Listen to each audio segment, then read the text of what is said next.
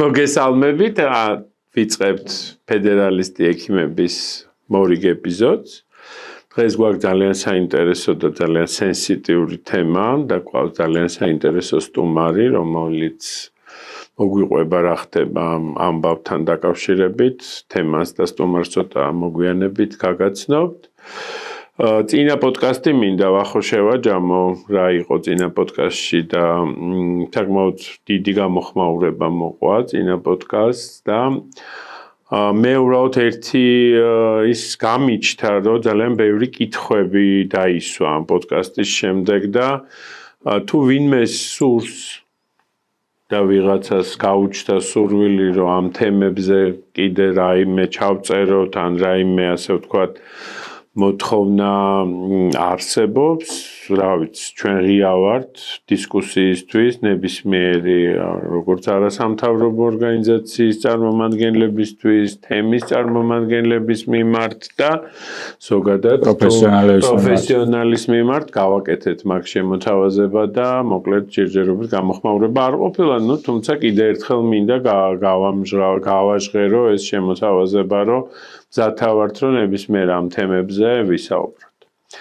დღეს ჩვენი თემა და მე შენც შეაფასე მე წარვადგენ ჩვენ სტუმარს, ანუ ჩვენი სტუმარი არის დღეს სოციალური მუშაკი, აუტისტური სპექტრის ბავშვის მშობელი, ქალბატონი ნელი აკობია, რომელიც აქთან ხვდა რომ ამ თემაზე ისაუბროს და ამ თემას დღეს ჩვენ მოკლედ ვლაპარაკობთ შეზღუდული შესაძლებლობების მქონე პირებზე და ზოგადად მათი ცხოვრების და როგორ ცხოვრობენ ისინი დღეს ჩვენ საზოგადოებაში, რა გამოწვევებია, რა პრობლემებია, როგორც თავისი პირადი გამოწვევა, ვიცი რომ ძალიან აქტიურად ხართ ქალბატონელი ჩართული ამ თემაში და მოკლედ როგორც პირადი გამოცდილება ჩვენთვის ძალიან მნიშვნელოვანია და ჩვენი მსმენელისთვის და ჩვენთვის თქვენი მონათხრობი არის იმისთვის რომ ჩვენ პარტიაში, ანუ ეს არის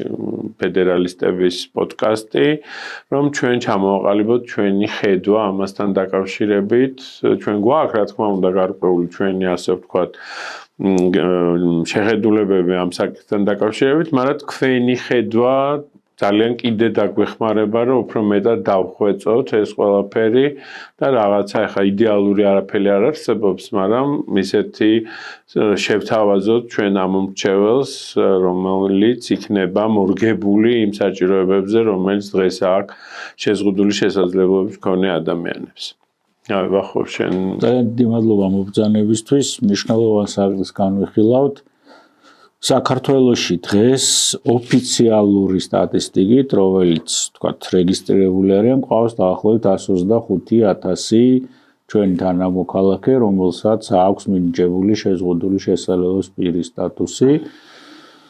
საკმაოდ დიდი ჯგუფია ჩვენი თანამოქალაქეების, ერთი მხრივ თითოეული მათგანი ძალიან ღირებულია საზოგადოებისთვის და სწორი ორგანიზების და სწორი შრომის პირობებში შესაძლებელია რომ მათ საკუთარი უნარები მაქსიმალურად გამოავლინონ და ჩვენი მოვალეობა არის ვთქვათ საზოგადოებრივ აქტიურ ადამიანებს გულისხმობ პოლიტიკოსებს გულისხმობ ხელისუფლებასაც მათ შორის ჩვენი მოვალეობა არის ამ ადამიანებს მივცეთ საშუალება რომ მაქსიმალურად გამოავლინონ საკუთარი უნარები, საკუთარი უნარჩვევები და იყვნენ ჩვენი საზოგადოების ჩვეულებრივი წევრები, რომლებსაც აქვთ გარკვეული მახასიათებლები და ძალიან მნიშვნელოვანი არის თქვენი სტუმრობა ჩვენთვის და დიდი მადლობა ამისთვის.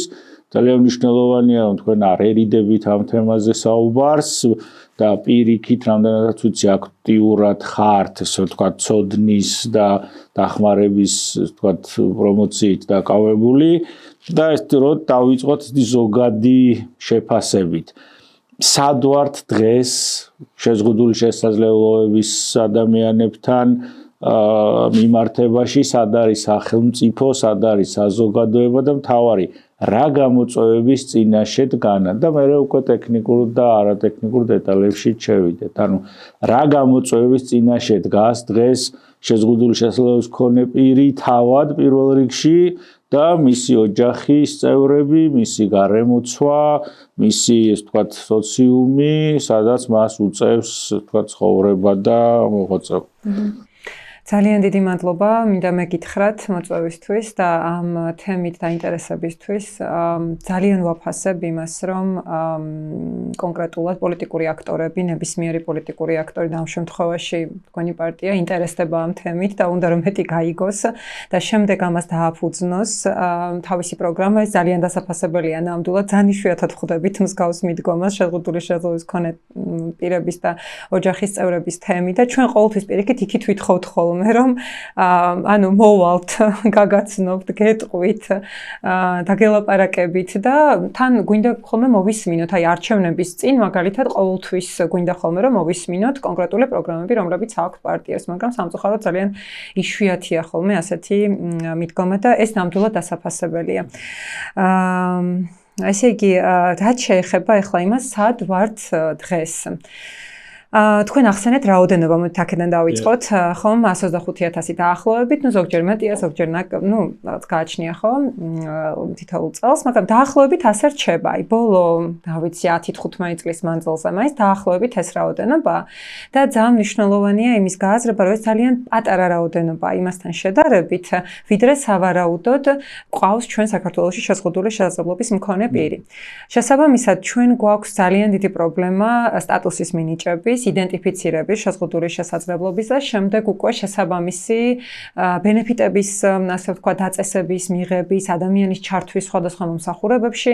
აი ეს პრობლემა გვიდგას, იმიტომ რომ საერთაშორისო მონაცემებით პროცენტული მაჩვენებელი შეზღუდული შესაძლებლობის მქონე პირების გაცილებით მეტი უნდა იყოს, ვიდრე ეს 125,000 არის საქართველოს მოსახლეობასთან მიმართებით.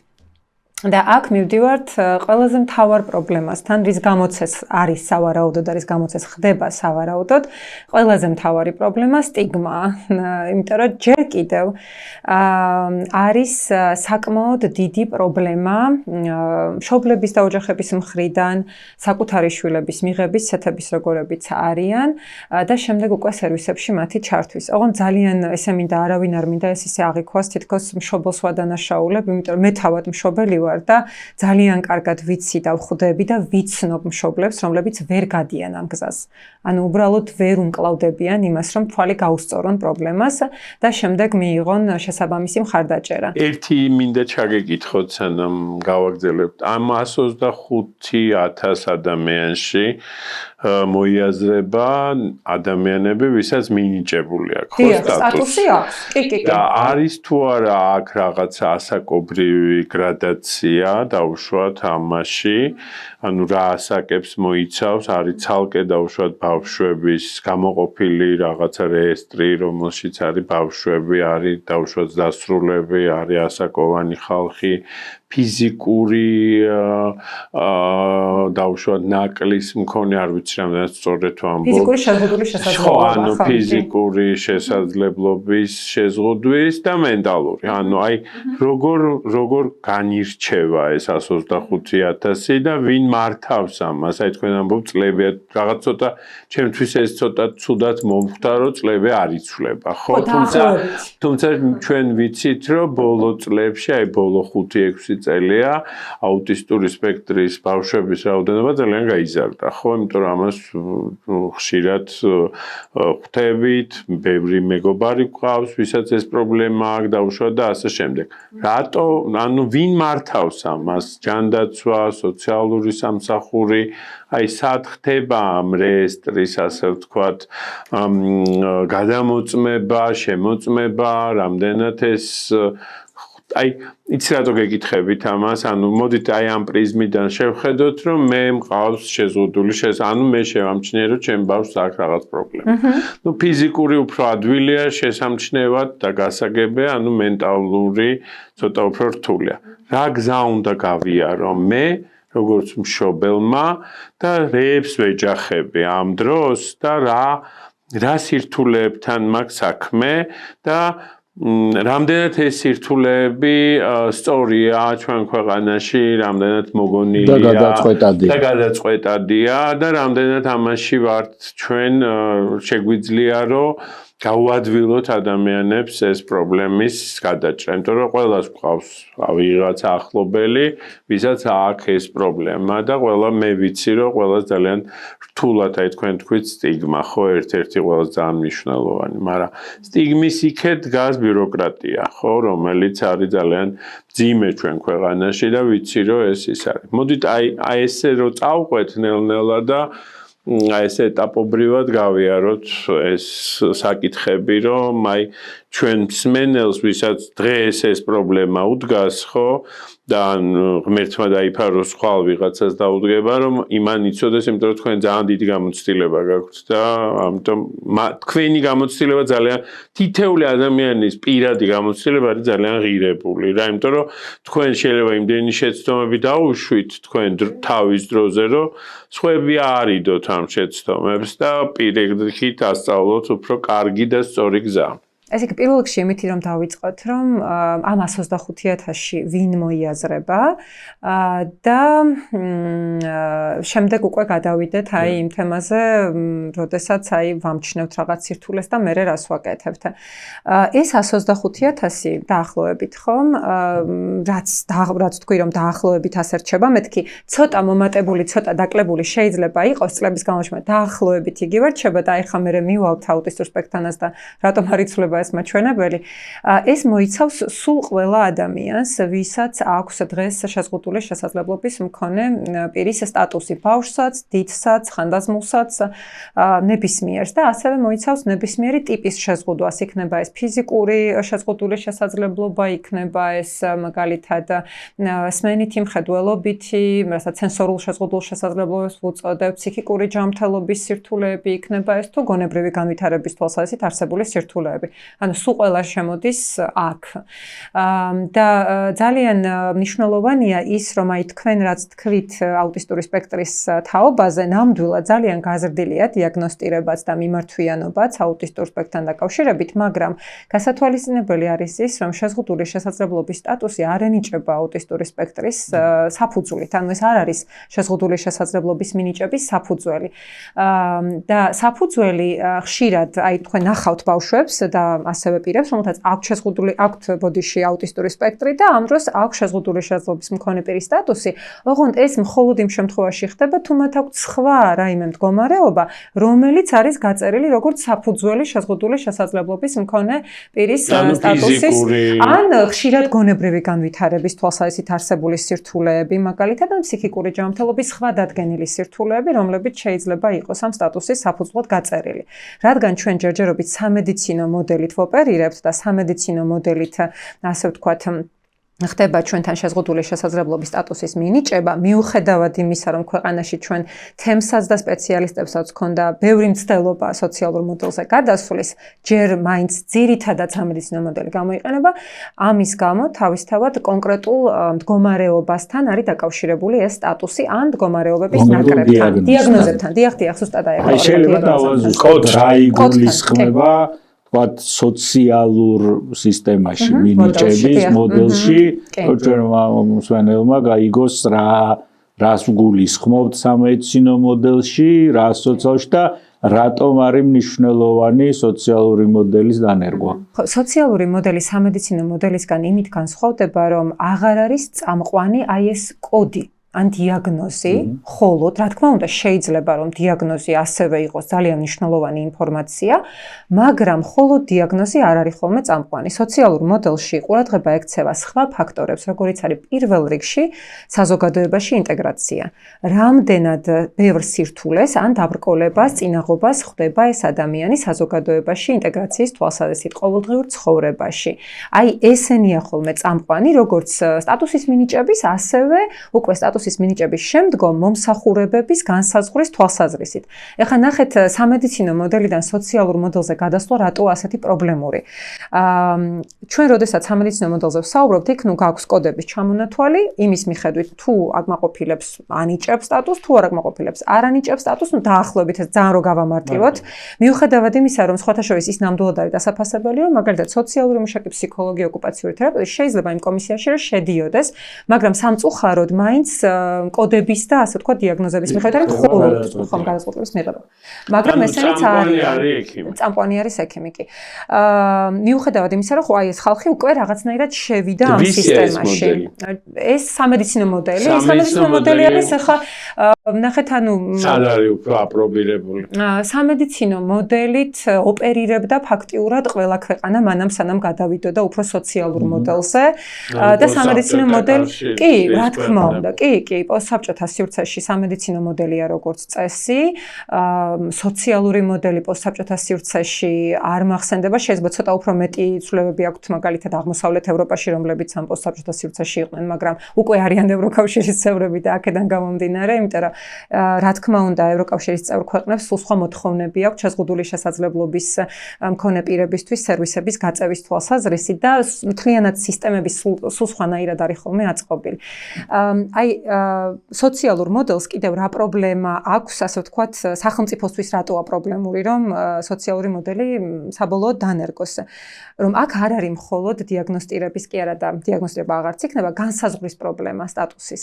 ჩვენ ახლა ვდგებით მთავარი პრობლემის წინაშე, რომ განისაზღვრა სტატუსი შეზღუდული შესაძლებლობის სოციალური მოდელის მიხედვით, ჩემზე უნდა აიგოს ინდივიდუალური პაკეტი ხარდაჭერის, რომელიც შეიძლება იყოს სამედიცინო ნაწილისგანაც შემდგარი, მაგრამ ასევე ძალიან დიდი ნაწილი უნდა იყოს იქ სოციალური, ასე ვთქვათ, აბილიტაცია, რეაბილიტაციის, საზოგადოებაში ინტეგრაციის, განათლების მაგალითად განსაკუთრებით ბავშვებთან, მაგრამ არა მარტო ბავშვებთან, დასაქმების ადგილზე, საერთოდ გარემოს და მის მოწყობის, ხომ? ანუ მილიონი რამ შეიძლება შედიოდეს, მათ შორის ისეთ ქვეყნებში, რომლებიც ხა განსაკუთრებით აი სკანდინავიის ქვეყნებში რაც აქცევენ ხოლმე უფრო მეტ ყურადღებას კიდევ, შეიძლება იყოს სახლის მოწყობა.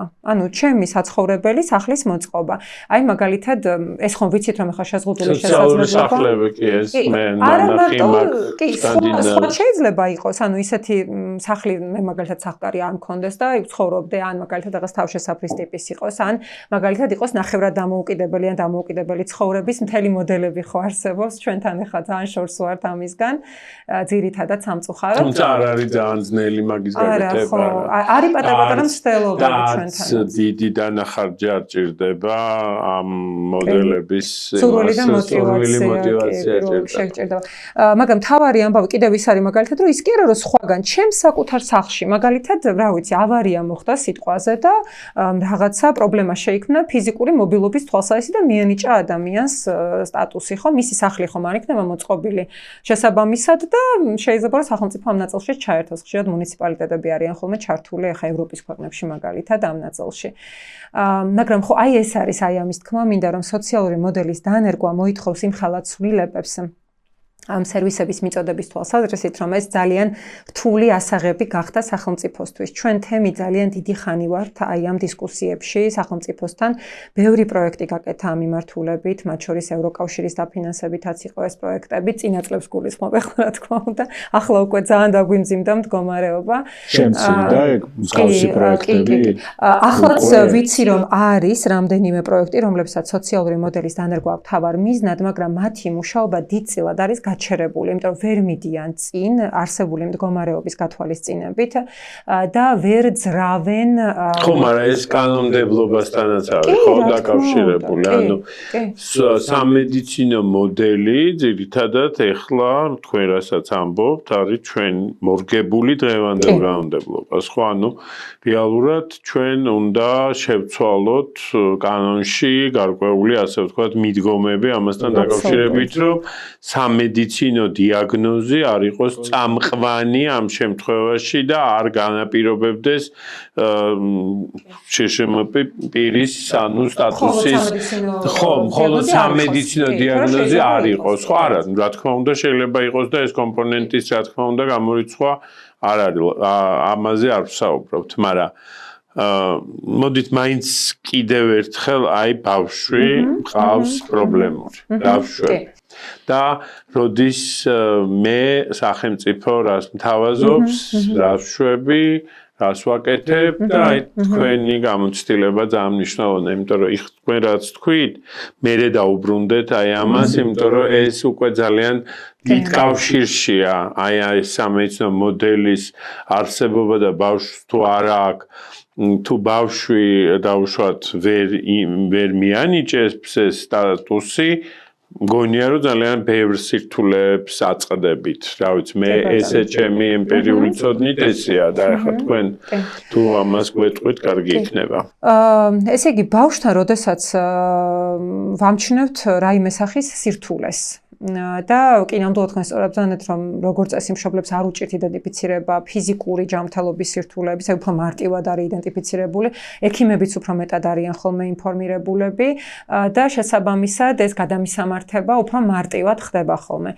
აი ქცევითი ემოციური სირთულეების შემთხვევაში ეხა მე რო შევადარო მაგალითად 12 წლის წინ იყო, თითქმის 12 წლის წინ, რომ ჩემ შულთან პირველად შევამჩნიათ სირთულეები და იმასთან შედარებით რაც ხდებოდა 12 წლის წინ, რა თქმა უნდა, სიტუაცია ძალიან შეცვლილია. უკეთესობისკენ. კი, თავისთავად უკეთესობისკენ, იმიტომ რომ ძალიან ბევრი ვიბრძოლეთ მშობლებმაც, სპეციალისტებმაც, ექიმების მხარდაჭერაც ძალიან დიდი იყო ამ წლების განმავლობაში, იმიტომ რომ ხშირად პირველი რგოლი ვინც უნდა შეამჩნიოს სირთულეები არის ოჯახის ექიმი ან თერაპევტი ან პედიატრი და აი მათთან ხომ რამდენადაც მეც შეხება მაქვს ხომ როცა მქონდა 12 წლის წინ და ახლა რა თქმა უნდა უფრო მეტია ცოდნა ვიდრე იყო 12 წლის წინ თუნდაც და ეხა იმის წინ კიდევ რა ხდებოდა ხო თავისთავად შესაბამისად ახლა უფრო ინფორმირებულები არიან სპეციალისტები თუმცა სამწუხაროდ ამას ეხა მთელ ასე ვთქვათ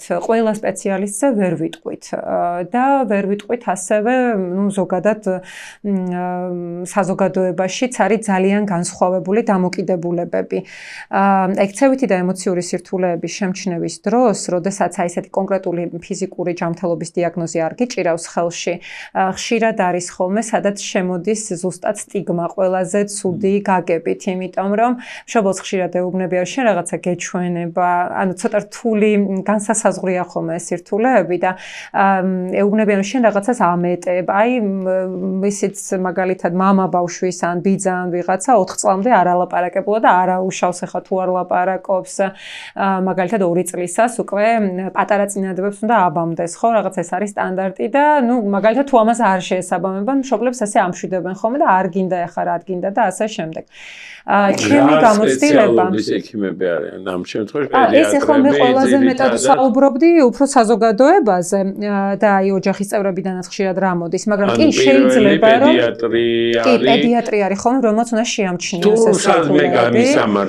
აი ნახეთ ახლა პედიატრის შემდეგ როგორც წესი თუ პედიატრმა შენიშნა სირთულეები, აუცილებლად ამისამართებს ხოლმე ყველაზე ხშირად ნევროლოგთან, ნევროპათოლოგთან, ყველაზე ხშირად არის ხოლმე რომ გადაამოწმოს რამდენად მაგალითად შეიძლება პატარა ასაკში ნაკლებად. პატარა ასაკში ფსიქიატრის ჩართულობა აი ესე რუტინულად ნაკლებად არის ხოლმე. ჩემი გამოცდილება რაც ყოფილა, თუმცა ხა შეიძლება ეს გამოცდილებებიც არსებობდეს. ყველაზე ხშირად მაინც ნევროლოგ, ნევროპათოლოგს იყენებენ.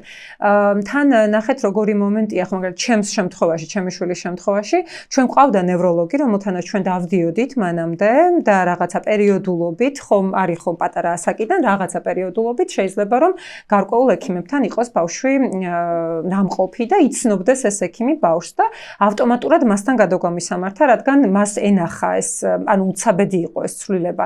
ხშირად მაგალითად აუტიზმს რა ახასიათებს, რომ ბავშვი ვითარდება თითქოს ჩვეულებრივ, მაგრამ მერე მიდის რეგრესი და ეს რეგრესი არის სწრაფი. ანუ მაგალითად თვალშისაცემია, ხო, მაგალითად ბავშვი გიყურებდა თვალებში, რეაგირებდა სახელზე, გეუბნებოდა კიდეც რაღაცას, ანუ ლაპარაკობდა კიდეც და მიზანმიმართულით შეიძლება ყოფილიყო ის ლაპარაკი და ძალიან ცოტა ხანში ეს ყველაფერი ქრება. ბავშვი თქოს იკეტება, აღარ რეაგირებს სახელზე, აღარ ლაპარაკობს საერთოდ და ასე შემდეგ. ანუ აი ამ დროს ხო როგორც წესი ნევროლოგები აკეთებენ გადამისამართებას რამდენიმე კვლევაზე, რომელსაც გამორიცხავენ ხოლმე სამედიცინო თვალსაზრისით და შემდეგ უკვე ნეიროფსიქოლოგთან ყველაზე ხშირად ან ფსიქოლოგთან, აი ასეთ რამდენი მისაწვდომია ეს სერვისები. ხო, ანუ გარკვეული შეიძლება თქვენ ლაპარაკობთ თბილისზე, მაგრამ აი დაუშვათ ჩოხატაურის რაიონის სოფელ შუა განახლებაში ბავშვს აქ პრობლემა. რამდენად ხელმისაწვდომია და რამდენად ცოდნა იმისი, რომ იქ ბავშვმა მიიღოს ეს დახმარება არის. ხო, აი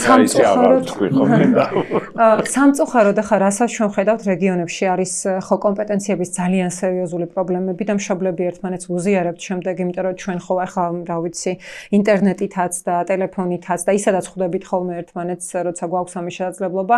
კი, სამწუხაროდ არის შემთხვევები, როდესაც უფრო ნაკლებად ხვდებიან, რომ პრობლემასთან გვაქვს საქმე, თუნდაც ექიმები და შეიძლება რომ ადგილზე მაგალითად ნევროლოგი, ნევროპათოლოგი ვერც ინახოს, ან შეიძლება იყოს, მაგრამ მშობელი ნაკლებად ენდობოდეს, იმიტომ რომ ცუდი გამოცდილებები შეიძლება თემში არსებობდეს. სამწუხაროდ ესეთიც არის. ეხლა ეს რა თქმა უნდა ყველაზე არ ვრცელდება თავისთავად, მაგრამ ხო ასეთი გამოცდილებებიც არის. ესეთი თბილისშიც შეიძლება ისე მოხდეს, ანუ მარტო რეგიონებში არა, მაგრამ ხო რეგიონებში კიდევ უფრო შეიძლება რომ აი ამ კონკრეტულ სირთულეებზე ნაკლებად გქონდეთ ცოდნა.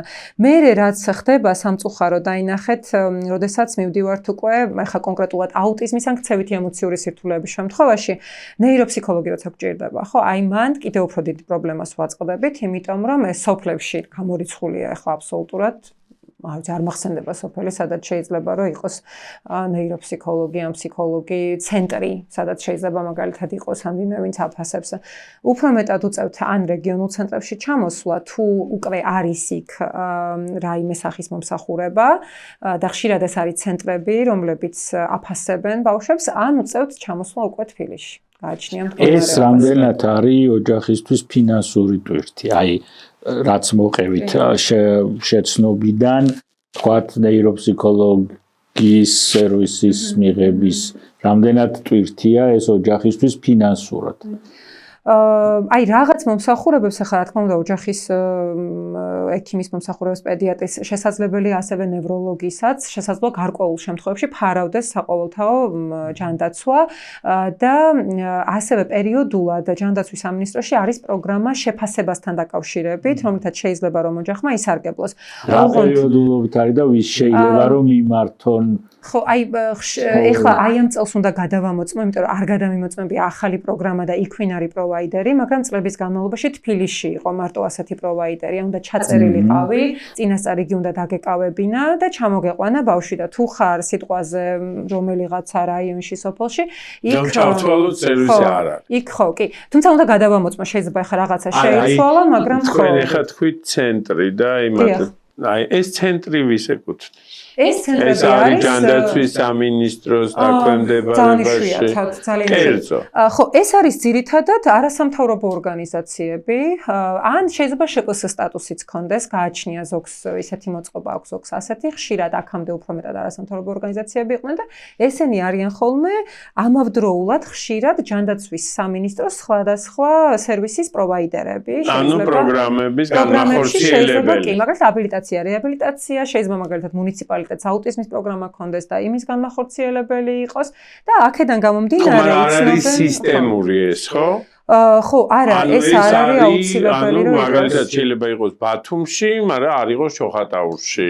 დაუშვათ იყოს ქუთაისში და არ იყოს დაუშვათ თელავში მაგალითად. ხო, თელავში იპოვი, კი, აი დიდ ხო, მაგრამ კი. ანუ ეს არის სუფთა ისეთი კერძო ინიციატივა და სახელმწიფო ამაში რეალურად ამბულატორიის დონეზე არ არის ნამდვილად. ანუ პირველადი ჯანდაცვის დონეზე ნეიროფსიქოლოგი პირველ ჯანდაცვის რგოლში არ არსებობს. არა.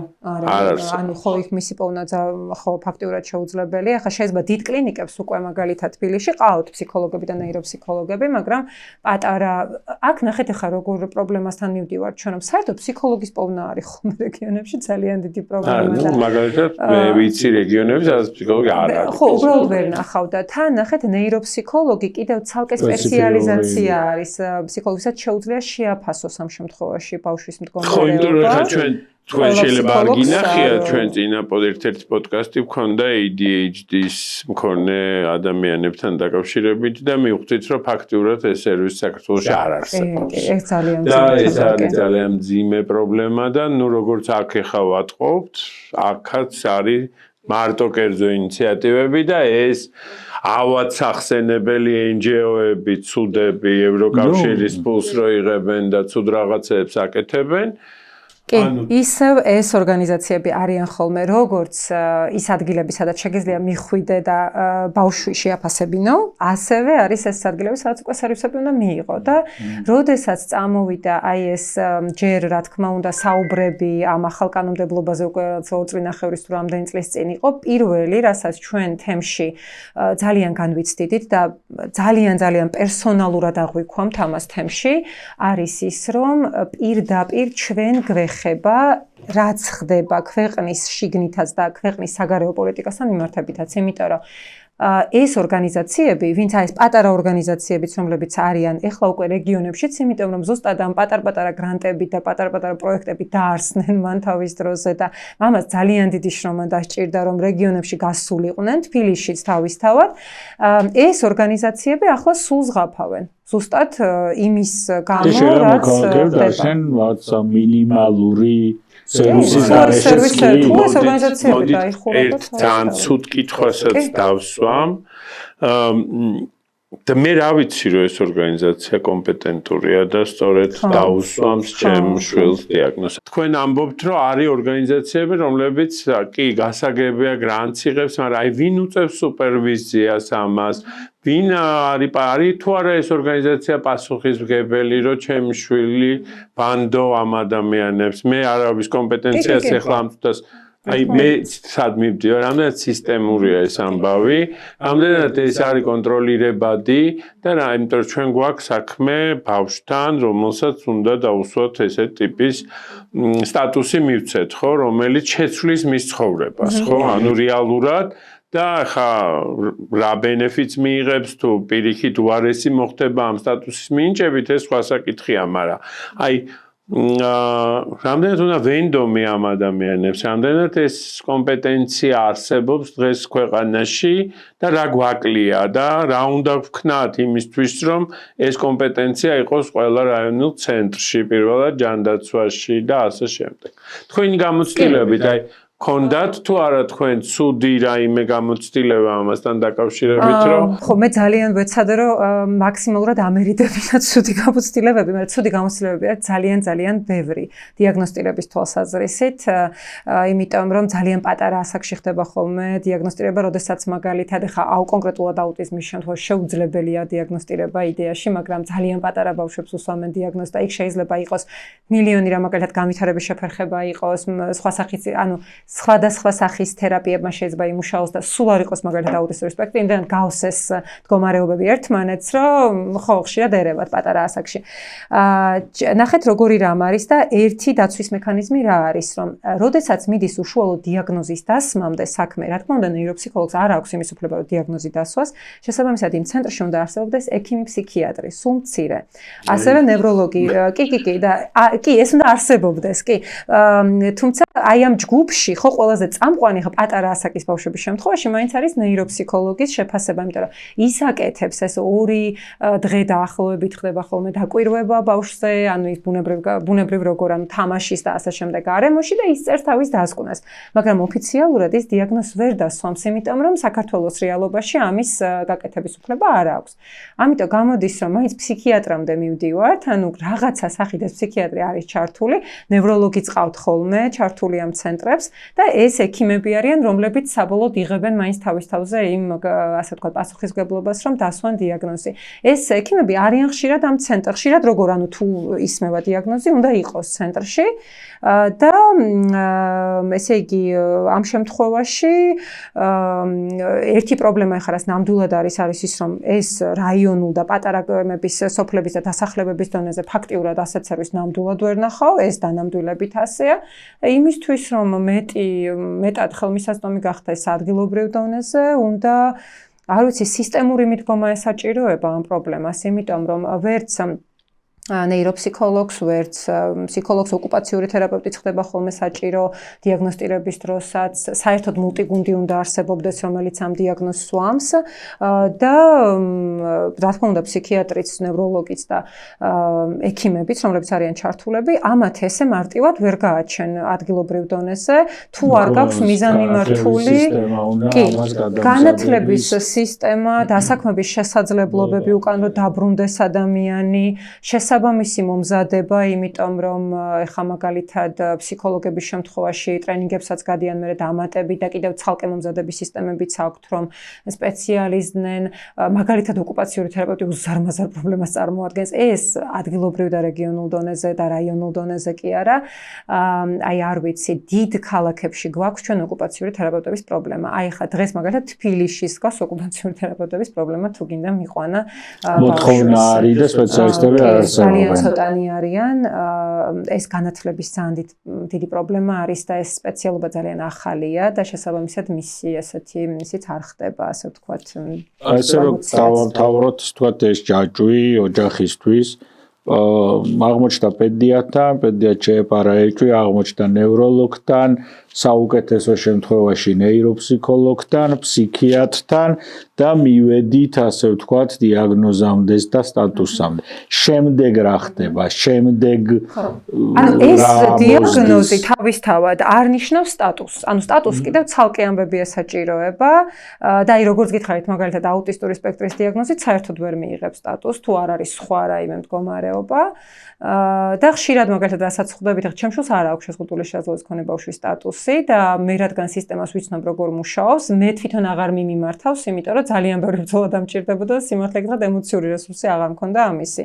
იმიტომ რომ ბავშვი როცა ლაპარაკობს, როდესაც მიყვება ასაკობრივად, ასე ვთქვათ, კოგნიტური განვითარებით, დიდწილად მიყვება და თუ არ არის სერიოზული ჩამორჩენა, როგორც წესი, ამ სტატუსის მინიჭება ძალიან პრობლემური ხდება და ხო, აი ეს პრობლემა არის და ესე იგი, როდესაც დიაგნოზს მივიღებთ, ამის მერე იწყება უკვე სტატუსის მიღებაზე.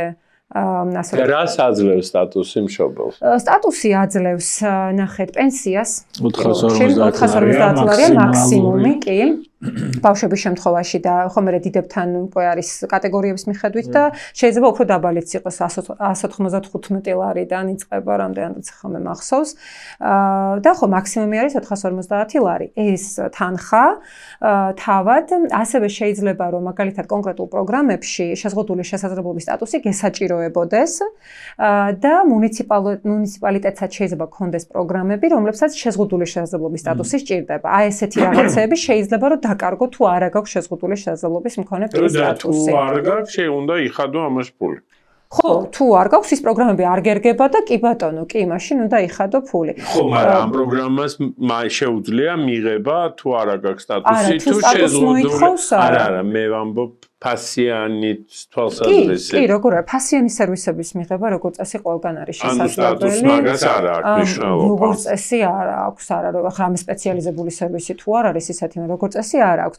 თვითონ ისიც აუცილებლად უნდა იყოს ნახსენები, რომ მაგალითად არის პროგრამები, აი ერთ-ერთი საუკეთესო პროგრამა, რომელიც რა თქმა უნდა ისევ სულ დასავლურ გამოცდილებაზე აგებული და ძალიან დიდი ხანი სულ დასავლეთის ფულით ხორციელდებოდა, სანამ სახელმწიფო გადაიბარებდა თავის თავზე ისიც ძალიან დიდი შედეგად, როგორც წესი ეს ხდება ხოლმე, ეს არის ადრეული განვითარების პროგრამა, რომელიც მაგალითად არ მოითხოვს კონკრეტულ სტატუსს, იმიტომ რომ ეს არის თვითონ პრინციპი ამ პროგრამის, ეს ჯანდაცვის პროგრამაა და პროვაიდერები ისევ როგორც წესი არიან არასამთავრობო ორგანიზაციები და აქ თვითონ დასკვნა არის საჭირო ექიმის, რომ ბავშვს ეს საჭიროება ამ პროგრამაში ჩართო, არის მაგალითად გარკვეული სირთულეები, მაგრამ ეს არ არის აუცილებელი დიაგნოზი იყოს და ეს არის ერთ-ერთი საუკეთესო მიდგომა, რომელიც ამ პროგრამას აქვს. მაგალითად აუტიზმის პროგრამა, რომელიც აქვთ მუნიციპალიტეტებს, ესე ძალიან მნიშვნელოვანია ჯანდაცვამ თავის დროზე არ აიღო ეს პასუხისმგებლობა და შესაბამისად ჩვენ გვაქვს ძალიან ჭრელი მდგომარეობა რეგიონების მიხედვით, იმიტომ რომ არ არის ცენტრალური პასუხისმგებლობა. მუნიციპალიტეტებს ალბათ კი, ზუსტად ესე არის, კი. მუნიციპალური პროგრამა არის ეს, მაგალითად აუტიზმის შემთხვევაში ასევე არ გჭირდება შშმ სტატუსი, ანუ შეზღუდული შესაძლებლობის სტატუსი არ გჭირდება, მხოლოდ აუტიზმის დიაგნოზი გჭირდება. მუნიციპალური, იმიტომ რომ ვიღაცას იქ მუნიციპალიტეტში ალბათ, თუმცა ერთ ცუდი ტენდენცია არ არის. არ არის ცუდი ტენდენცია თუ საკუთარი იმითი, მაგრამ ეხა როცა ზოგადად ესე ხდება დაახლოებით. როგორც წესი, აი ნახეთ ეს პროგრამები როგორ ვითარდებოდა და ეხა ჩვენ როდესაც დავიწყეთ ეს ასე ვთქვათ ეს გზა ჩემ შულთან ერთ ერთად, მაშინ ძალიან ცოტა მუნიციპალიტეტში იყო თბილისის გარდა, მეგონი ერთი თუ ორში იყო სულ, ან შეიძლება ისიც კი არ იყო. და მე თვითონ მონაწილეობდი და მშობლებს უჭერდი მხარს, როგორ უნდა შეკრებილი იყვნენ, ასე ვთქვა, მთელი პეტიციები და მთელი მიმართვები მუნიციპალიტეტთან და უხსნიდნენ რატო ჭირდებათ ეს პროგრამა, მე თბილისთან აკავშირებდნენ ეს მშობლები, რომ აი ნახეთ, აი ასე უნდა გააკეთოთ და ხო მთელი ამბავი იყო, მოკლედ ის, რასაც ახლა ჩვენ ხედავთ მუნიციპალიტეტებში, ეს არის როგორც წესი მშობლების ბრძოლის შედეგი. სამოქალაქო თემი ძალიან აქტიურია, ხო? ნახეთ როგორ არის. იმიტომ რომ ძალიან მნიშვნელოვანია თემის ჩართულობა ზოგადად, იმიტომ რომ მოგეთხოვება და მოგეცემაო არის ესეთი ნათქვამი და ნუ ხშირ შემთხვევაში შეიძლება არა, მაგრამ თემს ზოგადად და მით უმეტეს როცა ეს ეხება დაუშვათ შეზღუდულ შესაძლებლობებს, ალბათ ბევრად უფრო დიდი ბევრის თქმა შეუძლია და ანუ თქვენ ამბობთ, რომ თემი ძალიან აქტიურია? ნახეთ როგორ არის. შეზღუდული შესაძლებლობის მქონე პირთა თემში არის ძალიან ბევრი აქტიური ადამიანი, მოითა ესე ვიტყოდი და ძალიან ბევრი მშობელი, რომელიც ღიადად საუბრობს, არის ჩართული ამ ადვოკატირებაში, როდესაც სირთულეებია მარტო თავის შვილთან კი არა, სხვისი შვილის და სხვების შვილების მდგომარეობაზეც უდგას მშობლებს გვერდით. ასეთი ნამდვილად ბევრი ადამიანია და ძალიან დიდი ბედნიერებაა ეს, მაგრამ ჩვენ უნდა გავითვალისწინოთ შეზღუდული შესაძლებლობის მქონე პირთა თემის ძალიან მწარე რეალობაც, რომ ჩვენ ძალიან ხშირად ვართ შეზღუდულები იმ მდგომარეობით, რომელშიც ვიმყოფებით. აი ნახეთ რისი ახსნა მინდა, ესე იგი წარმოიდგინეთ მშობელი ხარ, რომელსაც ყავს შვილი და მას ჭირდები მუდმივად თან. ეს არ არის მაგალითად მარტო ასაკზე დამოკიდებული, შეიძლება მაგალითად იყოს ესეთი მდგომარეობა, როდესაც გჭირდებოდეს იყოს შენ სახლში ყოველთვის და თან კიდევ ასისტენტებიც უნდა იყვნენ შენთან ერთად, იმიტომ რომ სხვანაირად შეიძლება სიცოცხლის რისკი იყოს, იმდენად რთული აქ ქცევა და იმდენად რთული ქცევითი ემოციური სირთულეები. ასეთი ამაზე აუცილებლად უნდა ვთქვათ კიდევ, იმიტომ რომ აქ ძალიან მძიმე მდგომარეობა გვაქვს ამ აი ასეთ მდგომარეობაში, როდესაც ხარ, ან მაგალითად გაქვს ფიზიკური შეზღუდული შესაძლებლობა, რაც ახლა რა ვიცი, ცივილიზებულ სამყაროში უკვე ყველაზე მარტივ შეზღუდულ შესაძლებლობად ითვლება, იმიტომ რომ მხოლოდ გარემო უნდა მოარგო, ასე ვთქვათ და ძირითადად სხვა რაღაცები არ გჭირდება ხოლმე, ხო?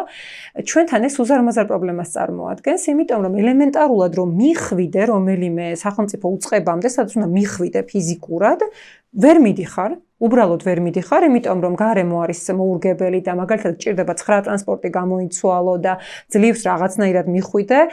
ახლა მაგალითად მეტრო საერთოდ უნდა გამორიცხო, რა თქმა უნდა, ავტობუსებიც, კი, ავტობუსი ცოტა უკეთესია. უკეთესი მდგომარეობა, მაგრამ ასევე უნდა შეარჩიო დრო, იმიტომ რომ თუ არის პიკის საათი, ხა წარმოიდგინეთ პიკის საათში გატენილ ავტობუსში, როგორია ეტლით მოსარგებლე ადამიანის ასვლა.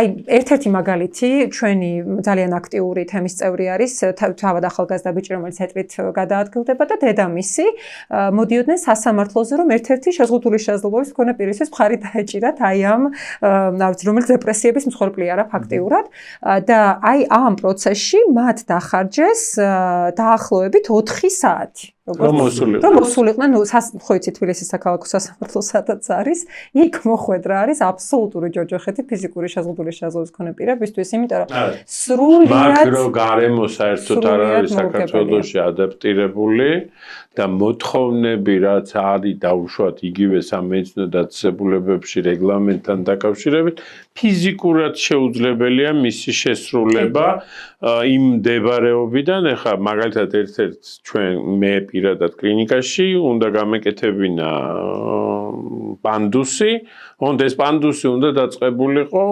ფილარმონიიდან, რომ ხო, იმიტომ რომ დაკარებას აქვს. ისეთი ხო, ანუ ძალიან პრაქტიკულად შეუძლებელი იყო მისი გაკეთება, იმიტომ რომ თვითონ შენობა ფაქტიურად არ იყო მორგებული ამაზე.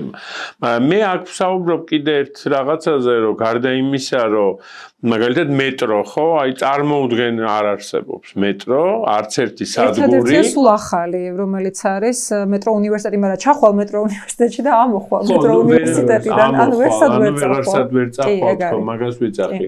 მეტრო იგივე სამას არც ერთი არც ტაქსი მაგალითად არ არსებობს ისეთი, რომელიც არის შეიძლება რამოდენიმე ტაქსი იყენებენ, მაგრამ ხო, ანუ ტაქსიც უნდა იყოს დიდი ზომის, რომ ჩაეტიოს მაგას ვიძახი, რომ რეალურად გარემო ფაქტიურად ანუ ფაქტიურად არის, ხა მე მაგალითად იგივე დავუშვათ ლონდონში იყო სადგურები, სადაც წერია რომ აქ შესაძლებელია, იქ არ არის შესაძლებელი და მე საზღვრავს ის ადამიანი, სად უნდა გადაადგილდეს, მაგრამ მე სხვა კითხვა მინდა ეხლა დაგისვათ ძალიან ცოტა ისეთი რთული ეს ფიზიკური შესაძლებლობის მქონე, აი იშვიათი დაავადებების მქონე ბავშვებს, რომელსაც ანიჭებენ ასევე ხო?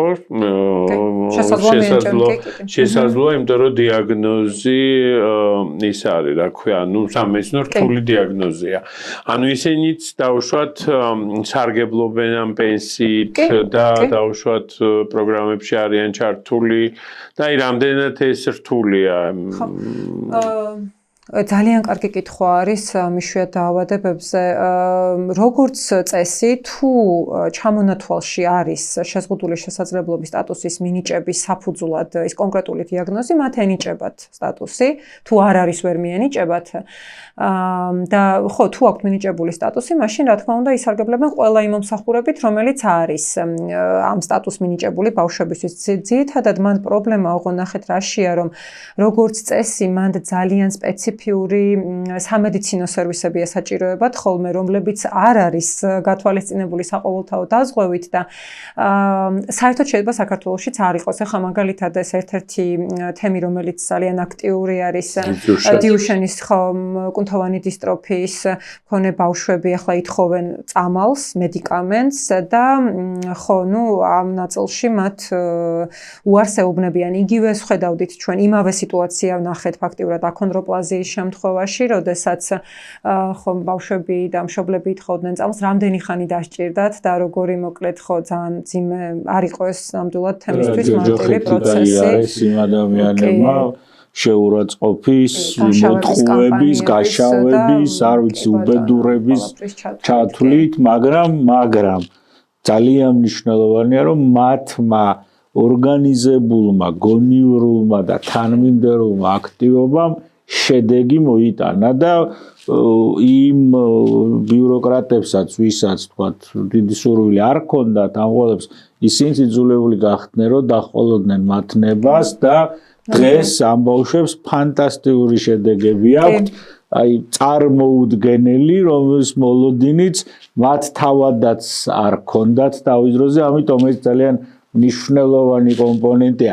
მიუხედავად გაშავებისა, შავი პიარისა, 1000 რამის დაბრალებისა, შეურაცხყოფისა, ტყუილისა, ადამიანები არ გაჩერდნენ და მიაღწიეს ის ჩვენ იქნება ხო ამ იშვიათ დაავადებების მქონე აუცილებლად უნდა ვისაუბროთ, იმიტომ რომ მანდაი თქვენი თქმის არ იყოს გარდა სოციალური გარკვეული პრობლემებისა, უამრავი სამედიცინო პრობლემაა და აი ყველაზე ცუდი ახლა მე თქვენი ლაპარაკიდან რაც გავიგე და რაც არის ყველაზე დიდი პრობლემა როგორც ჩანს ამ ქვეყანაში ეს არის გეოგრაფიული ხელმისაწვდომობა ძალიან ძიმე ვითარება მაგ თვალსაზრისით მეორე ეს არის რომ ეს სერვისები არ არის ინტეგრირებული პირველად ჯანდაცვაში რაც ასევე არის კატასტროფა იმიტომ რომ პირველად ჯანდაცვა ჩვენ აი სულ უახლოვდებით მე დავახვამ პირველად ჯანდაცვას და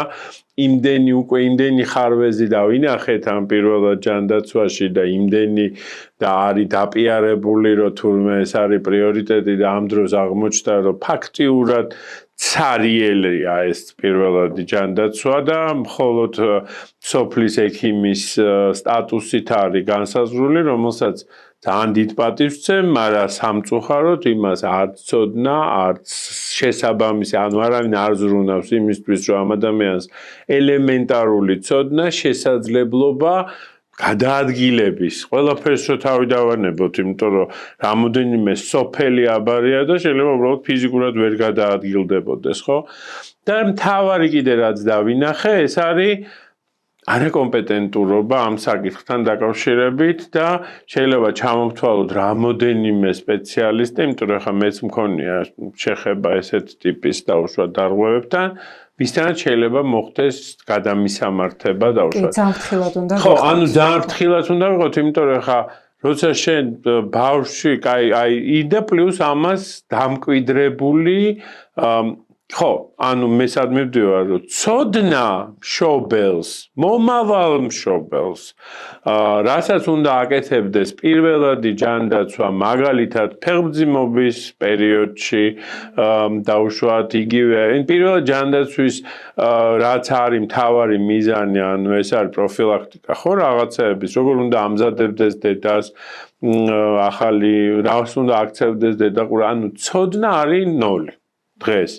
ფაქტიურად ქალაქში თვით განათლებით არა როცა პრობლემას შეეჯახები ანუ წინასწარ ხო დაუშვათ ის რა რისკები შეიძლება დადგეს რა შეიძლება რას უნდა მიაქციო დედამ ყურადღება პირველ დაუშვათ იმ პირველად გარდატეხის ასაკამდე მეორე გარდატეხის ასაკში ანუ მშობლების განათლება არის ძალიან დაბალ დონეზე, იმიტომ რომ სკოლაში ამას არავინ არ ასწავლის, უნივერსიტეტში ამას არავინ არ ასწავლის, რა თქმა უნდა, ამას უნდა აკეთებდეს სოციალური მუშაკები და სოციალური სამსახურები, რომელიც საქართველოში არ არსებობს.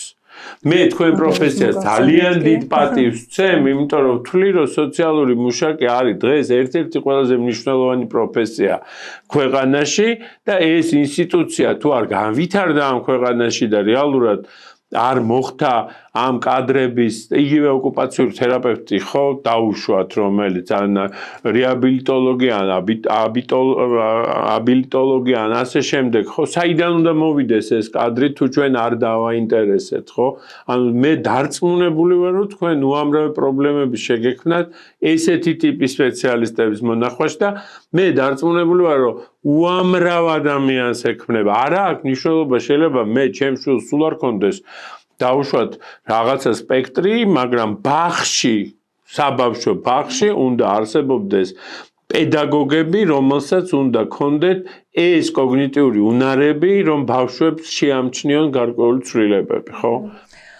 კი, ანუ ყველა რგოლი უნდა მუშაობდეს ერთად ნამდვილად და ყველაში ვხედავთ პრობლემას, იმიტომ რომ ახლა მე როგორც სოციალური მუშაკი ისაც შემიძლია ვთქვა, რომ ხო სოციალური მუშაობის ნაწილშიც დიდი პრობლემაა თავისთავად, იმიტომ მიუხედავად იმისა, რომ არის ახლა მუნიციპალიტეტის დონეზე ყავთ სოციალური მუშაკები, მაგრამ ახლა წარმოიდგინეთ, რა ვიცი, მუნიციპალიტეტი შეიძლება დიდი იყოს და როდესაც ყავს 2 და 3 სოციალური მუშაკი, ხო იმ სოფელია უამრავი და ასე შემდეგ. რაოდენობაც ძალიან პრობლემურია, ასევე კომპეტენციების პრობლემური არის, იმიტომ რომ როგორც წესი სპეციალიზებული ცოდნა ესაჭიროებათ ამ ადამიანებს და ეხლა ჩვენ რასაც ვხედავთ სოციალური მუშაობის სფეროში, რაც არის ძალიან ძალიან სამწუხარო, არის ის რომ ძლივს ასე ვთქვათ მივაღწიეთ ამ პროფესიის რეგულაციას და უკვე მხოლოდ აკადემიური განათლებით უნდა შემოსულიყვნენ პროფესიაში ადამიანები და აი შარშან დაახლოებით 1 წლის წინ, ცოტა ნაკლების წინ, ისევ გაიხსნა ეს პროცესი და სერტიფიცირების პროგრამით ისევ შემოყავთ სოციალური მუშაკები და ამ სერტიფიცირების პროგრამას ახორციელებს, არ ვიცი, სახელმწიფო გასაოცარი სისწრაფით და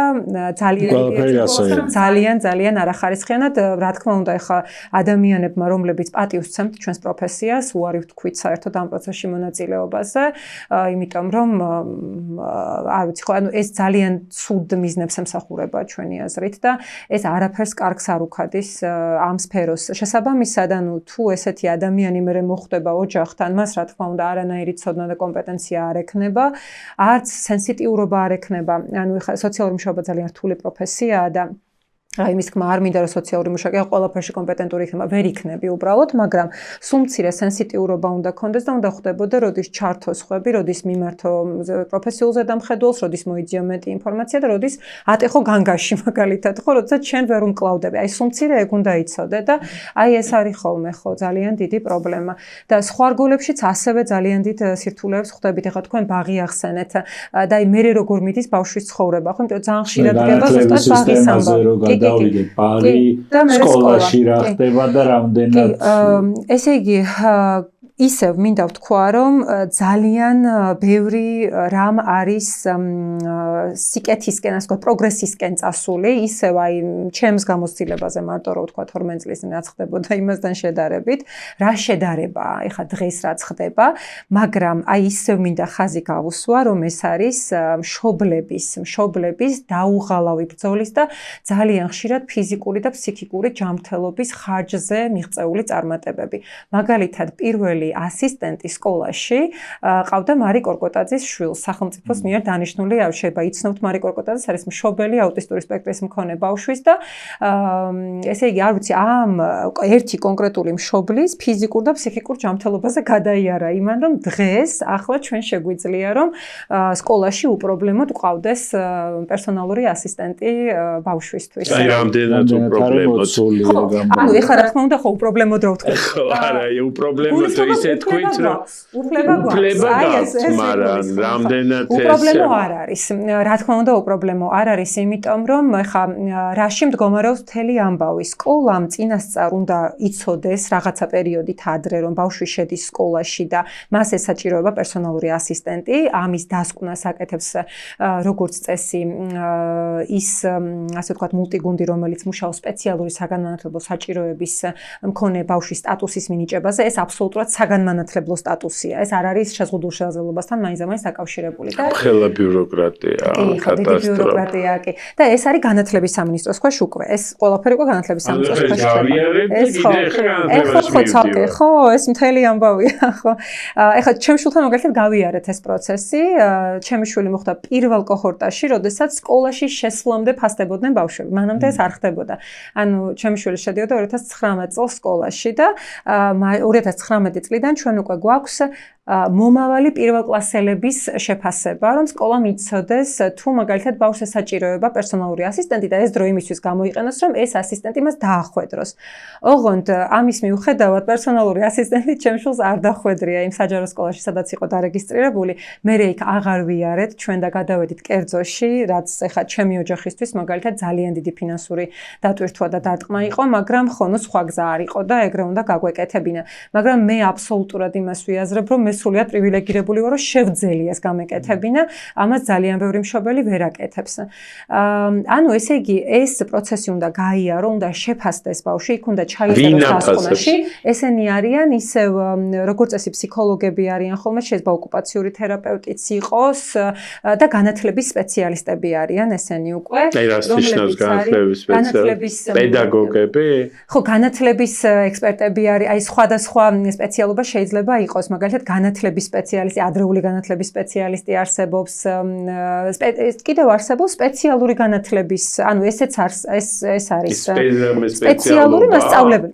კი, როგორ არა, კი, სპეცმასწავლებელი არის. ეს სპეცმასწავლებელი კი, მაგრამ ეს განათლების სპეციალისტი დანიშვიათად არიან ხო განათლების ექსპერტები ჩართული ამ მასში მულტიდისციპლინურ გუნდებში, მაგრამ შეიძლება იყვნენ. უფრო მეტად მაგისტრატურის დონეზე არის, კი არის, ოღონდ ხო, ჩვენთანაც არის ახლა უკვე, მაგრამ ხო, განათლების ისეთი ეს არის, მაგისტრები არიან, მოკლედ. მაგრამ ყველა შემთხვევაში ეს გუნდები აფასებენ ბავშვს და აი ამ გუნდმა თუ არ დაწერა, რომ ბავშვს ესაჭიროება პერსონალური ასისტენტი, მაშინ მას არ ეყოლება პერსონალური ასისტენტი.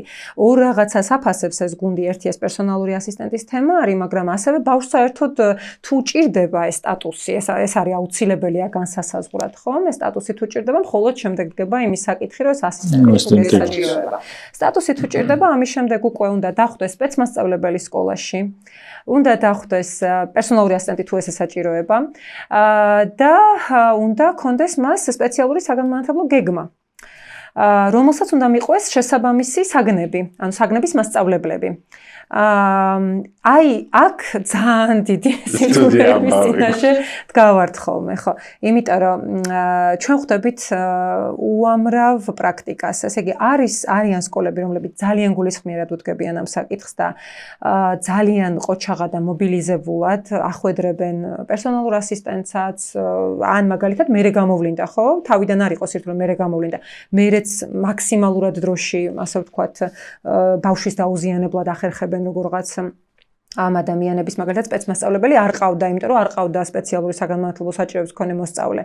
ამასაც ქირაობენ, მაგრამ არიან სკოლები, რომლებიც ძალიან რთულად აკეთებენ ამას. მშობელს საერთოდ უარს აცეუბნებიან, მიუხედავად იმისა, რომ არანაირი საფუძველი უარის თქმის არ აქვს. ან ეუბნებიან მაგალითად, რომ ბიუჯეტი არ ყოფნის, როდესაც განათლების სამინისტროს ცალკე აქვს განსაზღვრული ბიუჯეტური ხაზი ამის აი ამ კონკრეტული ადამიანების დასაქმებად. რა თქმა უნდა, უზარმაზარი პრობლემა ანაზღაურება. უზარმაზარი ამ ადამიანების, აი თუ მივედით იქამდე, რომ პერსონალური ასისტენტი არის, აი სპეცმასწავლებელი კიდევ შედარებით, მაგრამ იქაც დიდი პრობლემა ანაზღაურებს, მაგრამ შედარებით უკეთესი მდგომარეობა. პერსონალური ასისტენტის ანაზღაურება არის სულ რამდენიმე ასეული ლარი. ახლა სულ ბოლოს უნდა გადავამოწმო, შეიძლება ცოტათი მოუმატეს. აბსოლუტურად არაადეკვატური ანაზღაურება, რის გამოც ხალხი გარბის, ანუ თუ ვიღაცა იპოვე, ხო მაგალითად სკოლას შეიძლება ედოს ვაკანსია ძალიან დიდი ხანი და არავინ არ მოვიდეს და თუ ვიღაცა ვინ არის სპეცმასწავლებელი? სპეცმასწავლებელი კიდევ პერსონალური ასისტენტი, აი ფაქტიურად წარმოიდგინეთ, რადგან აი ასეთი დაბალი ანაზღაურება და ასეთი, რა ვიცი, აბსოლუტურად დაუფასებელია და აი ვინ მოვა კვალიფიციური, ხო? ან იშვიათად მოვა ძალიან კვალიფიციური და გამოცდილი კადრი, შეიძლება გაგიმართლოს და სტუდენტი მოვიდეს, ეს ძალიან კარგი შემთხვევაა მონათესავე პროფესიებიდან. მაგალითად შეიძლება სოციალური მუშაობის სტუდენტი იყოს, შეიძლება ფსიქოლოგიის სტუდენტი იყოს. ამ ადამიანს ხო უნდა ქონდეს სპეციალური ცოდნა. რომელიც არ აქვს. ხო, იმიტომ რომ ამ ადამიანს ხო შეიძლება დააზიანოს ეს ბავშვი. აბსოლუტურად შეიძლება. ანუ ვინ უწევს ამას სუპერვიზიას? იდეაში ქაოსია. იდეაში სკოლაში ხომ ფუნქციონირებს ესე იგი ხო? აი ნახეთ როგორი რაღაც არის სკოლაში, როდესაც დგება ეს სპეციალური საგანმანათლებლო საჭიროების მქონე ბავშვის გეგმა, სპეციალური გეგმა, ამ გეგმის გუნდი უნდა არსებობდეს და ამ გეგმის გუნდში უნდა შედიოდნენ იქ ადამიანები, ვისაც ამ ბავშვთან აქვს შეხება, თუ სკოლას ფსიქოლოგი ყავს, ეს სპეცმასწავლებელი, ეს ინდივიდუალური ასისტენტიც და იდეაში ინდივიდუალურმა ასისტენტმა უნდა განახორციელოს ყოველდღიურობაში ის, რაც გეგმაში არის გაწერილი. ანუ მას უნდა უთხრან რა უნდა გააკეთოს, მაგრამ ეხლა ნახეთ როგორი რაღაც არის სპეციალური ბოდიში პერსონალური ასისტირება შედარებით მარტივია, როდესაც არის ფიზიკური შეზღუდული შესაძლებლობა. აი გადაადგილების სირთულეა მაგალითად, ან მაგალითად საპირფარეშო სირთულეა. სკოლების არ არის ადაპტირებული. აბსოლუტურად. საპირფარეშო მაგალითად არ არის უმეტესობაში ხომ ადაპტირებული და აი უმარტივესად დგება ეს პრობლემა. ან მაგალითად ანდუსი არ არის. კი ბატონო, ნებისმიერი, ანუ ფიზიკური გადაადგილების, ან მაგალითად სპორტის გაკვეთილზე რაღაცნაირად ჩართოს, ხო? ეს შედარებით მსუბუქი შემთხვევებია. სენსორული სირთულეები, როდესაც არის, აი ნახეთ, მან ძალიან დიდი პრობლემები გვაქვს. აი ეს მას თუ დაპატიშებთ, აუცილებლად უნდა ვისაუბროთ. ძალიან კარგად გესაუბრებათ ამაზე, მაგრამ იქ არის აი კიდევ ძალიან განსხვავებული რამ ხდება, იმიტომ რომ როდესაც სმენის და მხედველობის ან შეზღუდვებზე ან არქონაზე ვსაუბრობთ, როგორც წესი, იქ არის საჭირო მაგალითად ბრაილის შრიფტით მთელი წარმოვიდგინეთ სკოლის მასალა. ახლა რაზე ვლაპარაკობთ? ანუ საერთოდ არც ერთი სკოლა არ მეგულება. წარმოიდგინეთ ახლა. ან მაგალითად ჟესტური ენის ცოდნა. აი იცით რა მაინტერესებს. ხშირად სამწუხაროდ ირჩევენ სპეცსკოლებს სამწუხაროდ, მაგრამ ხო ანუ ხო, მაგრამ ეს სპეცსკოლა კარგია? ნუ აი ნახეთ თემში, აი მე მაგალითად ვიცი ეს მას დამოკიდებულება. არაინტეგრირებული საზოგადოებაში სკოლა, სადაც ჩაკეტილია ეს ბავშვი თავის კი, ნამდვილად კი. თუმცა ხო ეხა ასეთი სპეცსკოლები ახლა საზღვარგარეთაც არსებობს, რთულია ხოლმე ესეთი ინტეგრაცია, აი ძალიან კარგად უნდა იმუშაოს სახელმწიფომ, წარმოიდგინეთ რომ ეს რესურსები და ეს პრობლემები დაძლიოს, რომ ბავშვმა მართლა მიიღოს განათლება. ეხა იმისთვის ხომ არ დადის, რომ მხოლოდ საზოგადოებაში და რა ვიცი, კლასელებთან კონდეს ურთიერთობა. აქ იმ დონის სირთულეებზე ვსაუბრობთ, რომ ძალიან ჭირს ხოლმე. ასე რომ რა ვიცი, მე როგორც მშობელი აბსოლუტურად მე მივიჩნევ და როგორც თემის წევრი, რომ ბავშვები უნდა იყვნენ ინტეგრირებულები და საერთო სივრცეში უნდა იყვნენ ყველა გარემოში. მაგრამ აი დღეს რა სიტუაციაც არის, ხო? აქედან გამომდინარე, ამის მიღწევა განსაკუთრებით სირთულეებზე უბრალოდ ძალიან რთულია. ასევე ეხლა თქვი კიდეც მე და აუცილებლად უნდა ვთქვა, იმიტომ რომ მაგის გარეშე ამის თქმა არ იქნება, როდესაც არის მძიმე ქცევითი და ემოციური სირთულეები. აი ეს შეიძლება იყოს აუტიზმის შემთხვევაში, შეიძლება სულ არ იყოს აუტიზმი და იყოს მაგალითად სხვა მდგომარეობა ან დიაგნოზი, მაგრამ თან სდევდეს მძიმე ქცევითი ემოციური სირთულები. ხშირად ბავშვი შეიძლება იყოს არავერბალური, ანუ არ მეტყველებდეს და შესაბამისად გადმოცემაც უჭირდეს. ხო, ამ შემთხვევებში ნახეთ, როგორც წესი, სკოლებში ვერ ატარებენ ხოლმე საერთოდ ბაღში ტარებას ძალიან დიდ პრობლემას წარმოადგენს.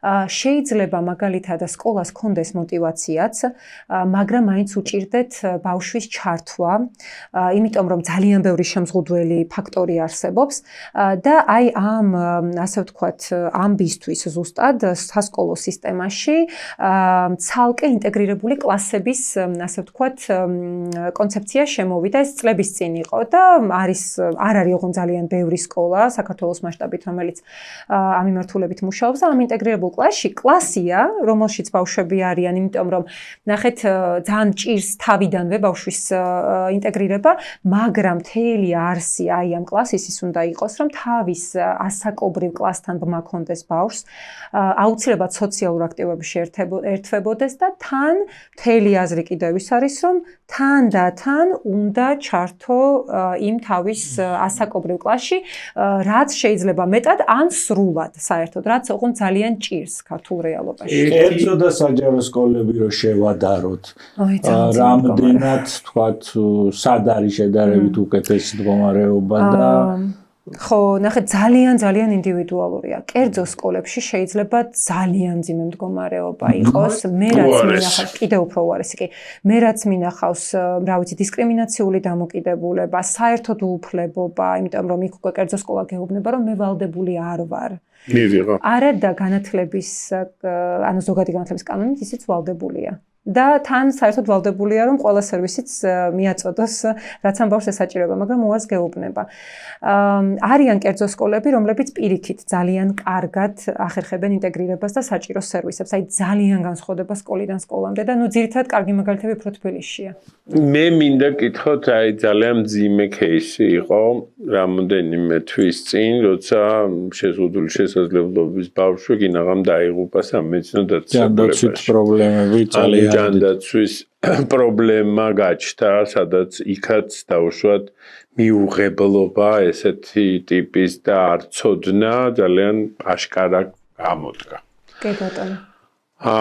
ანუ ჩვენ სისტემურ პრობლემასთან გვაქვს ხო რეალურად საქმე და არა დაუშვათ რაღაცა კერძო ვიღაცა ტიპებიდან არა, ანუ ეს არის სისტემური პრობლემა. ანუ რეალურად სახელმწიფო დღეს თქვენი საუბრიდან გამომდინარე, რომ არ იყოს მშობლების და იმ ადამიანების, ვინც და არის ძალიან ბევრი, მე დარწმუნებული ვარ, ეთში მჯდომი, რომელიც ვერანაირ სერვისს ვერ იღებს და ძალიან ბევრი ბავშვი, რომელსაც აქვს განვითარების პრობლემა, ან ემოციური პრობლემები, ან ფსიქიკური პრობლემები და ან აუტისტური სპექტრის ბავშვები, რომელიც პრაქტიკულად ვერანაირ დახმარებას ვერ იღებენ და თან კიდე ერთია, რომ აი კიდე ერთხელ მივდივარ იმ საკითხთან, რომ ხანდახან ძალიან დიდი წინააღმდეგობა ანუ ესე ვთქვა ჯამრთელი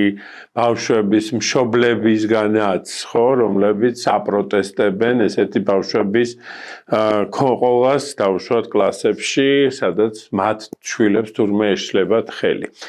ესიც არის პრობლემა გაუნათლებლობის. და სტიგმის, რომელიც იქმნება და ამ ბავშვების მიმართ დამოკიდებულებაც არის ძალიან არასწორი, ხო?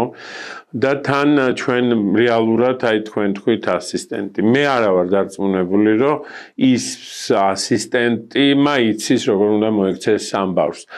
ძალიან ხშირ შემთხვევაში არ იცის როგორ უნდა მოექცეს, უბრალოდ იმ მომენტში მას ჭირდება სამსახური და რაღაცა ესეთი ის არის.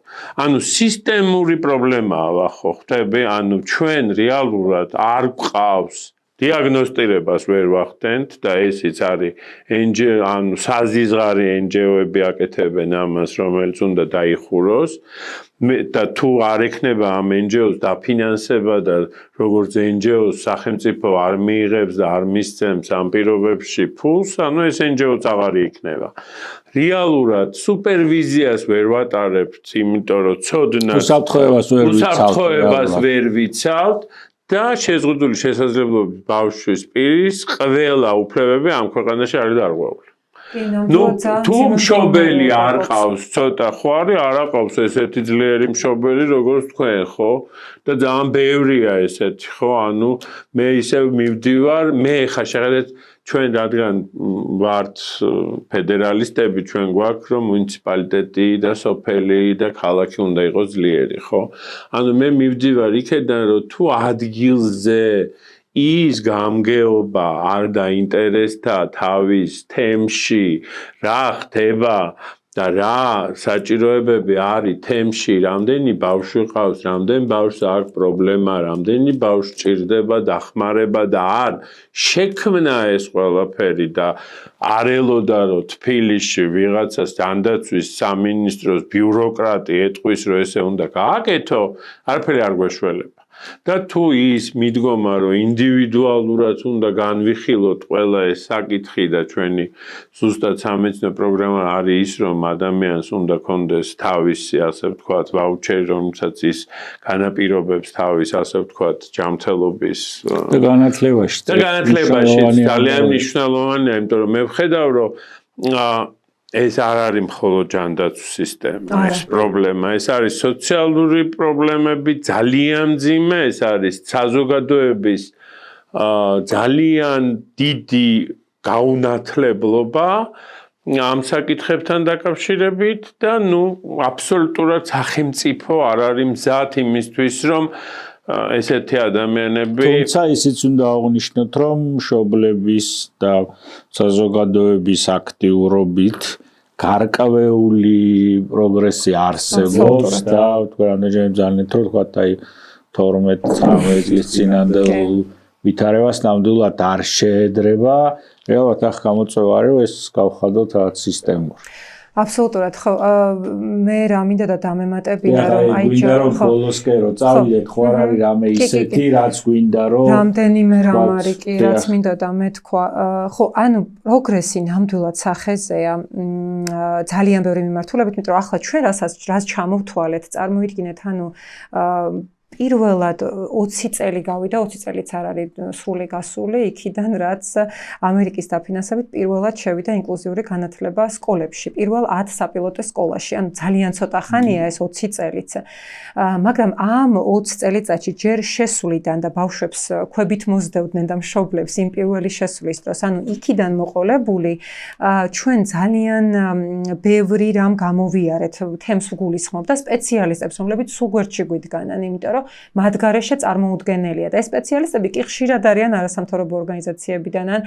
ექსპერტები, რომლებსაც ჩამოაქვთ ცოდნა, ან რომლებმაც ისწავლეს, ხო, როგორ უნდა განეხორციელებინათ ესა თუ ის სერვისი და მარტო სერვისი კი არა, მიდგომები, კონცეპტუალურად როგორ უნდა ვუყურებდეთ საერთოდ თუნდაც ხო შეზღუდულ შესაძლებლობას.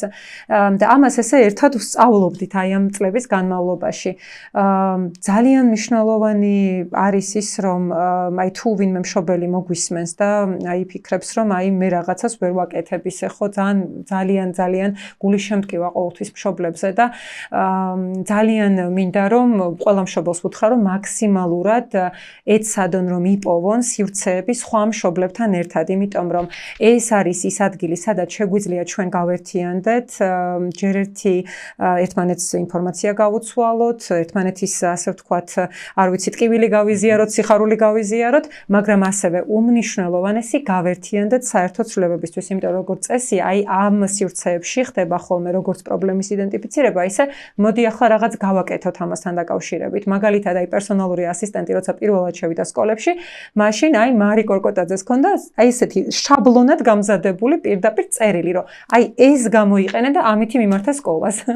ეს აი ჩვენს ერთ-ერთ ყველაზე დიდ ონლაინ ჯგუფში, Facebook ჯგუფში, აი ეს წერილი ეხლაც მახსოვს, როგორი ძალიან მნიშვნელოვანი იყო. წარმოვიდგინეთ ახლა მშობლისთვის, რომელიც სადღაც არის რომელიღაც სოფელში მაგალითად და არაფერი არ სმენი ამის შესახებ და ის მშობელი იგებს, რომ თურმე აქვს უფლება, რომ მოიპოვოს ეს სერვისი. რა თქმა უნდა, ეხლა მე ძალიან დიდი პრობლემებია, მე რეალურად რანაირი სერვისი იქნება და შემდეგ, მაგრამ ჯერ ხომ უნდა მიხვიდა იქამდე.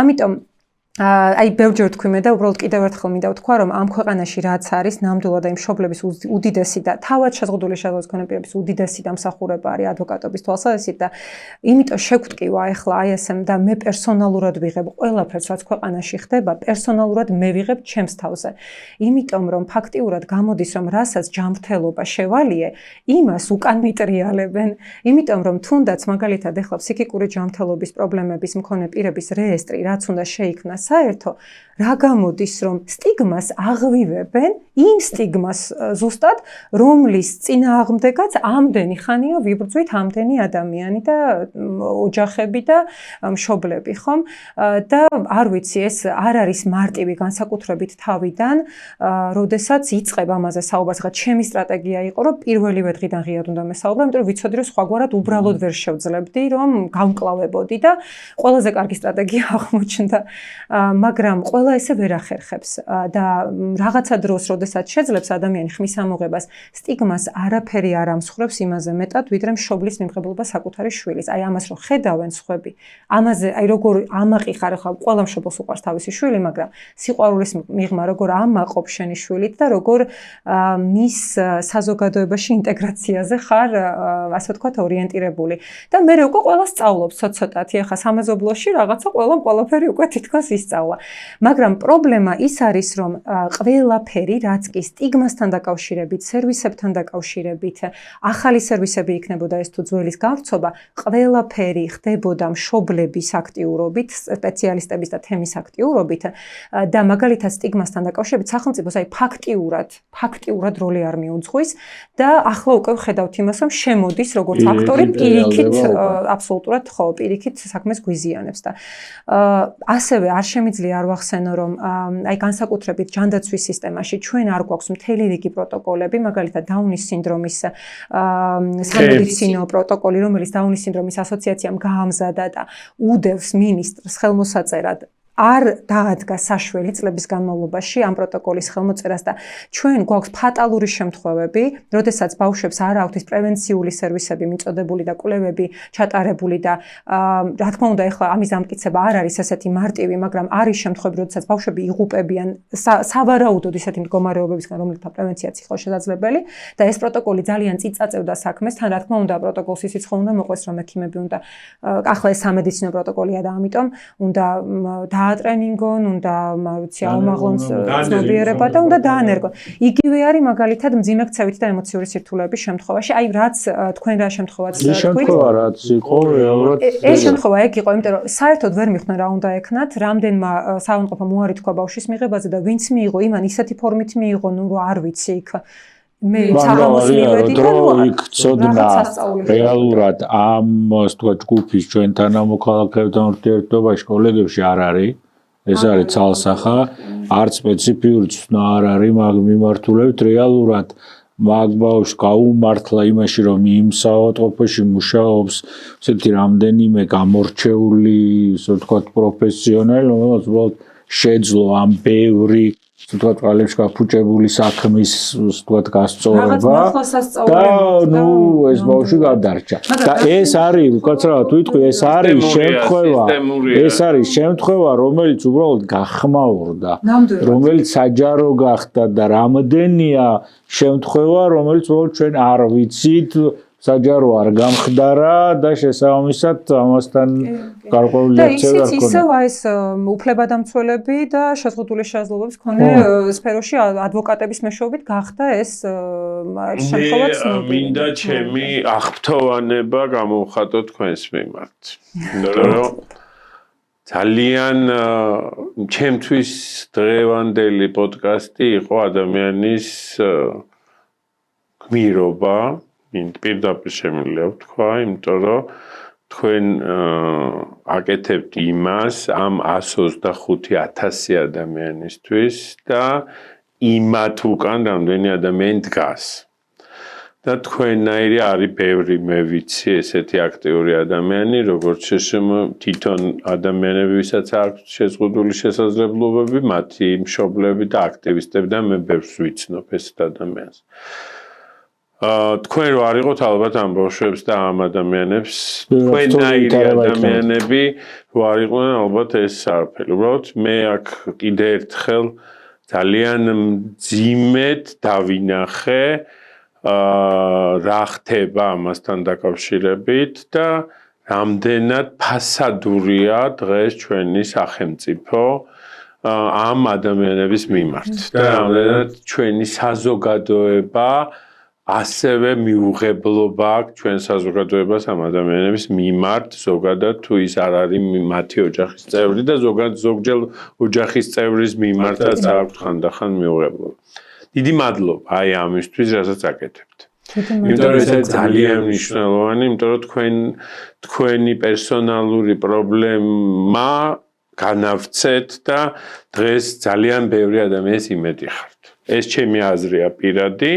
და მგონია რომ კიდე ძალიან ბევრ ამას გააკეთებთ და თქვენ შვილსაც რო არ ქონოდა ეს პრობლემა, ალბათ მაინც გააკეთებდით ამას ყველაფერს და დღეს თქვენ შეგიძლიათ თქვენი გამოცდილება გაუზიაროთ ეს ძალიან მნიშვნელოვანია. ძალიან მნიშვნელოვანია, იმიტომ რომ ერთი სწორედ გადადგმული ნაბიჯიც კი იმ მშობლისთვის არის, არ ვიცი, შვება. მე ყველას უსურვებ ჯანმრთელობას, ვისაც ეს პრობლემა აქვს და იმას, რომ აი ამ საშინელ ბიუროკრატიაში რაღაცნაირად ნაკლებად იყვნენ გარეულები და ალბათ ჩვენ როცა მოვალთ ხელისუფლებაში, ზუსტად თქვენნაირ ადამიანებს დაუძახებთ, იმისა დაუძახებთ. თქვენ კი არ მოხვალთ, ჩვენ დაგიძახებთ, იმისათვის, რომ კიდე უფრო კარგად დავალაგოთ რა არის პირველი დონის ამოცანები, რა არის მეორე დონის, რა არის მესამე დონის და რა არის ეხლა როს ცეცხლი უკიდეა და უნდა ჩავაგროთ. უღრეს მადლობა დღევანდელი პოდკასტისთვის. დღეს ამით ვასრულებთ ამ ძალიან მნიშვნელოვან საკითხზე საუბარს და ჩვენ ამ თემას გავაგრძელებთ მაქსიმალურად სხვადასხვა თემის წარმომადგენლებს შევხვდებით ამის სისტემურ გადაწყვეტას და სისტემურ გამოსავალსაც შეგთავაზებთ ჩვენი თვალსაზრისით. ჩვენ მიგვაჩნია რომ მთავარი დეზინფექტანტი არის მზე, არის ინფორმაცია, არის სინათლე და ამიტომ სახელმწიფოს ვალდებულება არის ზუსტად მხარი დაუჭიროს იმ მოქალაქეებს, რომლებსაც გარკვეული შეზღუდვები აქვთ საკუთარი უფლებების რეალიზაციაში. ზუსტად ეს არის, ჩვენ ზოგადად გონია რომ სახელმწიფო მინიმალურად უნდა ერეოდეს მოქალაქის ცხოვრებაში, მაგრამ ზუსტად ეს არის ის ადამიანები, სადაც სახელმწიფომ უნდა უზრუნველყოს მათი უსაფრთხოება და შექმნას სწორი სტიმულები, რომ ის სისტემური პრობლემები, რაც გვაქვს, რეალურად არ იყოს. ამით ვასრულებთ ექიმ ფედერალისტების პოდკასტს. გვისმინეთ სამშაბათობით 19 საათზე ფედერალისტების არხზე. ჯანმრთელობას გისურვებთ, მომავალ შეხვედრამდე.